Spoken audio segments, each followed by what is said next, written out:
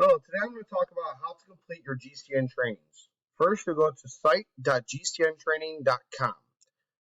Once you go to this website, you'll then click Log in to view training. It's first going to ask you for your organization ID, which is 64962G. You'll then press Submit. It's then going to ask you for a user ID. Your user ID is your email minus the @jths.org. So it should be the first initial and then your last name. You'll then press Submit. If you do not get to this page, please contact Christy, as you might need a user ID. You'll see it has the required tutorials for you to do.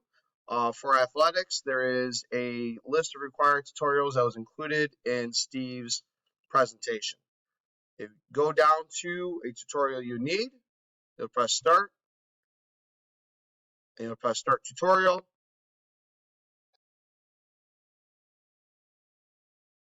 And you'll wait for the video to play. Once the video is done playing, you'll then go to the next slide, which you'll click.